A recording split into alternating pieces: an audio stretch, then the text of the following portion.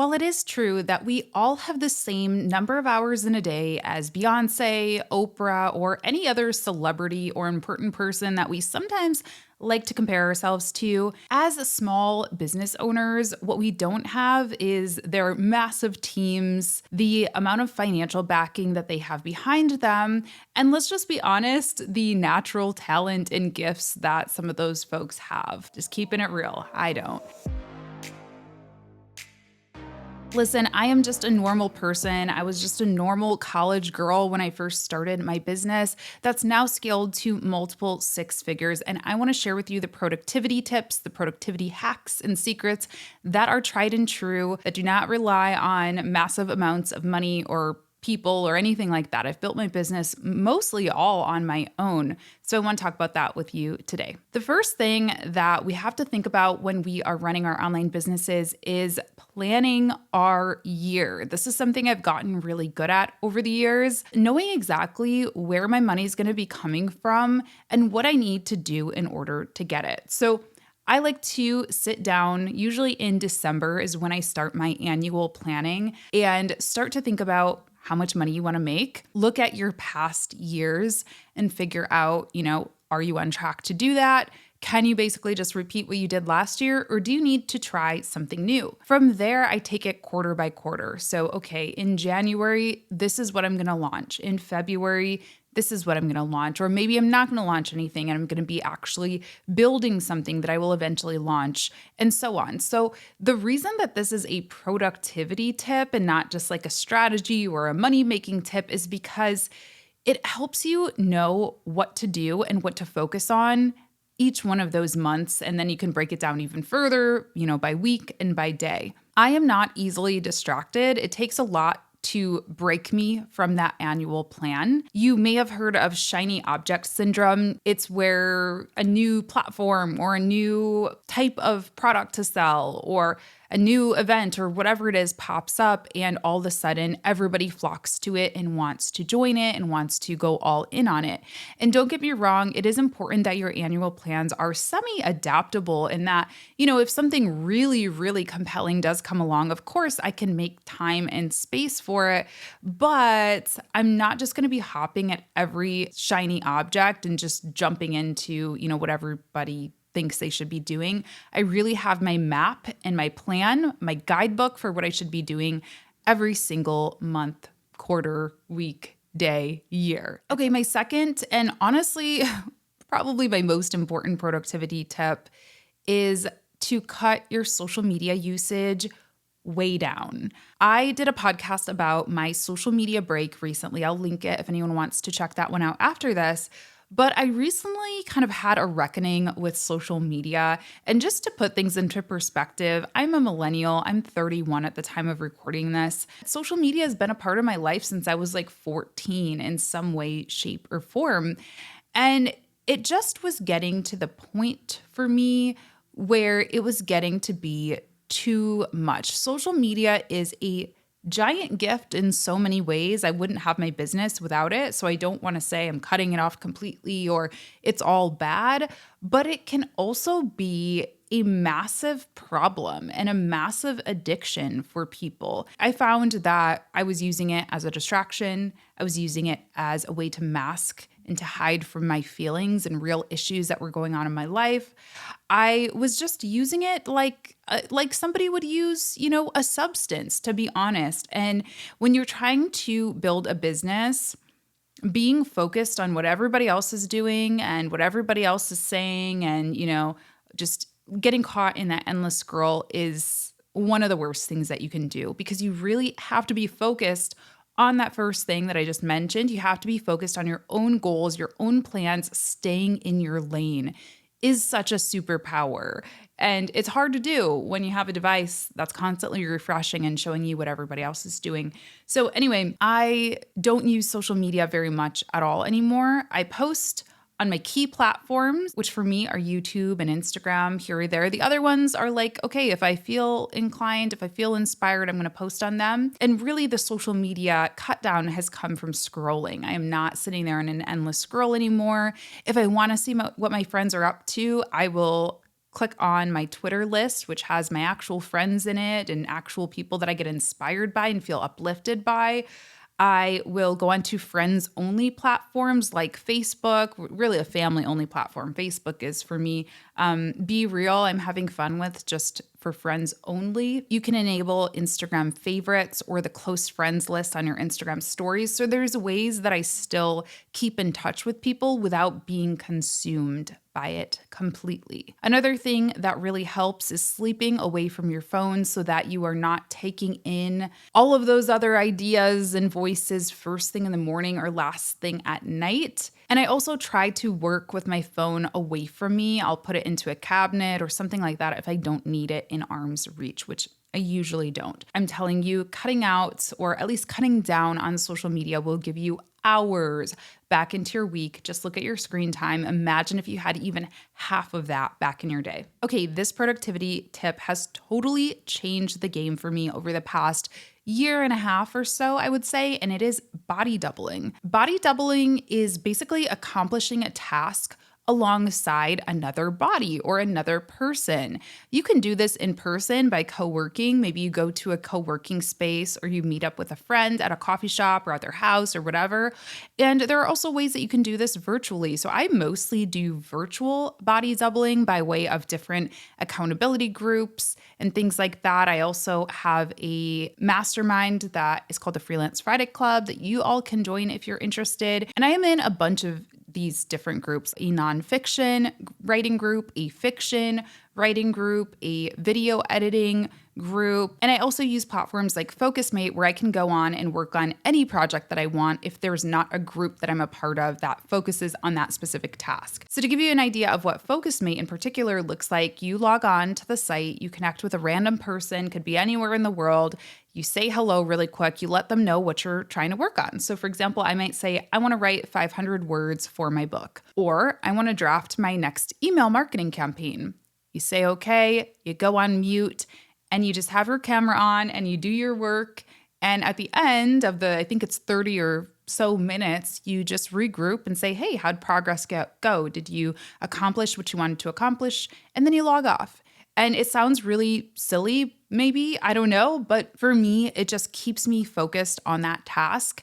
I feel way less comfortable getting up and getting a glass of water or going out and checking the mail or scrolling on my phone when somebody else is watching me and somebody else is looking to do the same thing that I'm doing or at least accomplish something in the same amount of time as I am. It also holds you accountable if you have already signed up for like a Focusmate slot or are a part of a group where you've clicked, yes, I'm going to attend. You don't want to let those people down and not show up because they're looking for accountability as well. So even if I'm like, man, I really do not want to write today or I do not want to edit a video today, 9 times out of 10, I still show up for the other people. And then it just kind of gets you going and enables you to just start. Because what I found is just getting started on your task is usually the hardest part. My fourth tip is a term that maybe I made up, maybe I didn't, I don't know, but I call it intuitive working. And I borrowed this phrase from intuitive eating, which is basically, kind of like the non-diet diet. It's basically eat what you feel like you need to eat when you need to eat it.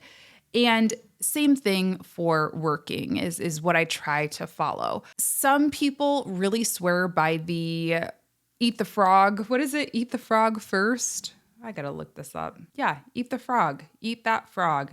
Some people swear by that strategy, which if you're not familiar, it basically says that you should do the hardest thing, the thing that you are dreading the most, first thing, just get it out of the way. And sometimes that works for me. Sometimes it doesn't. I'm going to be honest, I am a massive procrastinator. A lot of people are surprised to hear that from me, but I am, and I always have been, even since I was, in college or even in high school and middle school. I will put off the things that I dread until the last minute. I don't recommend that strategy, but I also know myself, and I know that it's really hard for me to break that. I can have the best intentions of eating that frog, and what happens is I sit and I stare at my laptop for hours. I get nothing done, and I still end up doing the frog, the night before it's due. So instead of fighting with myself, I let myself work on what I want to work on in that moment.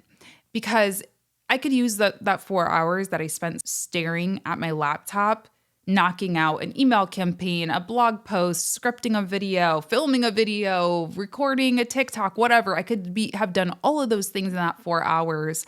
But now I just wasted it sitting here, and now I'm going to feel guilty for the rest of the day as well. Now, this does have some limitations, of course. Now, if there are deadlines, due dates, if there is money involved, I try to always prioritize the thing that is going to get me paid. Meaning if I finish something and I'm able to invoice by the end of the day for that, I always try to knock those things out first, because that's what's going to keep your business moving and keep your business afloat, keep you paid, etc. Like I said, due dates, of course, I don't want to let people down. I want to maintain the reputation of my business. So it does come with some caveats. But if I'm just talking about, recording a TikTok, which I don't like doing, versus recording a YouTube video versus writing an email campaign, I'm probably going to leave the TikTok for when I truly feel inspired to do it. Maybe it's a day when I wake up and I'm just like really feeling myself and feel, like I look really good that day. Let's be honest. Or, when the lighting is just like perfect, or, I just have high energy and I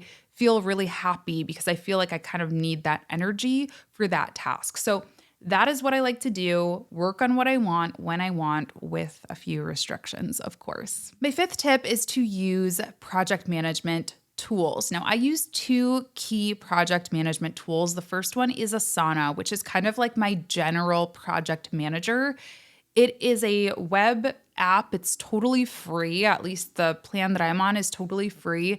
And I basically use it as my running to-do list. Now, I also can add my team to it, which I have a very, very small freelance-only team.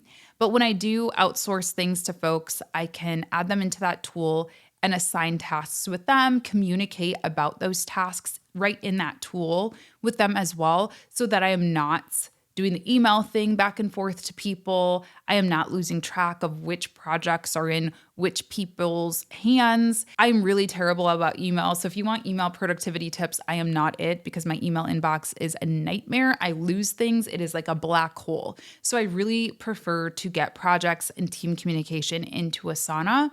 And then the second productivity project management tool that I use is HoneyBook. HoneyBook is a client management system. So for any client that actually pays me like an invoice, so a coaching client, like a social media management client, a strategy client, anything like that, they are invoiced through HoneyBook. They're sent their contract through HoneyBook. And I also try to keep my communications in HoneyBook as well for any of those important, big communications, like email type communications. It's basically a hub and a management system for that client work. And it's so nice because, I used to especially for coaching clients, for example, I would send them all these documents through Google Drive and all these different onboarding forms and surveys and Google Forms and things like that. But everything can be done in HoneyBook, more or less. I can easily search for a client. If I'm like, I think I sent this person this, let me double check. I don't need to search through my Gmail inbox. I can just pull up their file in HoneyBook and everything is right there. There's a bunch of other things that come with HoneyBook as well, like a scheduler, very similar to Calendly, for example. So I'm a big fan of that tool. I will leave a link in the description, in the show notes for you if you want to give it a try. I have a link that will get you HoneyBook for $8 for 8 months total, which is just an amazing, amazing deal. And then speaking of scheduling, let's talk about that calendar. Guard your calendar. This is by far one of the best productivity tips that I can think of. Your calendar is your calendar, and your time is limited and valuable. And just like Beyonce, you get to choose what gets put on that calendar. So be selective, be picky. Do not accept every single meeting that gets sent your way. I have gotten very good over the years. When somebody says, hey, can we just hop on a quick call? I'll ask them, hey, what would you like to talk about on that call? Can you send an agenda? My calendar is really booked right now, but I'm happy to communicate via email. And usually just by asking, what do you want to talk about? You just talked about it in the email. Now, don't get me wrong. I do believe in meetings. And the older I get, I'm like, oh my gosh, am I becoming like a client from hell? Because I don't know, personality type, my brain, whatever. I do need meetings sometimes. sometimes going back and forth via email or Slack or text or whatever, things can get lost in translation. I'm confused. It would just take 5 minutes of just communication, talking via Zoom or in person to sort it all out. So don't get me wrong, I do still have meetings. I'm not a no meeting person, but I am very selective. And I need to have an agenda before I hop on a call. I need to know what we're talking about so that I can come prepared and not just spend the whole meeting like thinking, which usually isn't the best for certain types of meetings. Obviously, it's different for like coaching or for, a brainstorm meeting that is specifically meant to do that. But if we are trying to hash out a business deal or a problem in business, like I need to know what we're going to be doing. I also am a big fan of designating certain days for certain things. So I do calendar block, which means that I just set aside, here's a 2-hour block to work on content. Here's a 2-hour block to do this and that. But I take it a step further and I actually day block. I block out my days of the week. I find it really hard for me to shift between project to project, to go from a meeting to like heads down focused work to performing, getting on camera to another meeting. Like that is extremely hard for me. I need like recovery time, weirdly, from each of those tasks, specifically the front-facing tasks like meetings and filming. After this, I'm probably gonna sit in a dark room in like sweatpants and just sit for like 30 minutes. Like I don't know, I just need that time. So for me, I plan out full days for each of those things. Filming day on Monday, let's say, meeting day Tuesday, another meeting day maybe on Wednesday. Friday is my CEO day, which I do all my admin stuff. Now, it does vary week to week, but I try to make sure that I fit all of those things in, that I have a CEO day that's focused on admin, that I have some type of content creation day, that I have some type of meeting day. And then, the rest can be a little bit of a mix based on just what I need to finish up. But I do really need those focused days. So try that. If calendar blocking on its own doesn't work for you, it certainly was a start for me, but I definitely needed to take it a step further. I'll also say that scheduling around my own kind of natural rhythm, similar to what I said about intuitive working, it really is helpful for me. I tried for so many years to fit myself into this Monday through Friday 9 to 5 box. I don't know why, because why did I become self-employed so I didn't have to work a 9 to 5? But that schedule isn't really the best for me. I really do the best with like an 11 to 7 type schedule. I like being able to wake up. I still usually wake up early, but I like to be able to have that morning time for me, like drinking coffee, making a really nice breakfast every morning, reading, listening to a podcast, taking a long shower, doing skincare routine, like just kind of like I like that me time in the morning and then getting to work around 10 or 11. And then I am a little bit more creative in the evening. After the sun sets, I start to get a lot of ideas and get really creative. So working a little bit later in the day actually doesn't feel like a punishment or like a bad thing to me. I actually really enjoy it. So work on your own schedule. I also just listen to my body, and there are, certain days, certain weeks that like I'm not at peak performance. I track like everything. I track my fitness. And so I know when I'm at peak performance and when is probably not going to be a good time to maybe accept a speaking gig or accept, travel or anything like that. So be very mindful of your calendar and your body and all of that good stuff. Now, the last thing that I'll say that's kind of a side note is there are a lot of things in your personal life that can make you more productive in your business as well. And, I think when we talk about outsourcing, a lot of times people think, oh, I need to have this massive 10-person team or even just one full-time person or whatever. And depending on what your goals are in your business and what you want to do in your life, that might be the answer.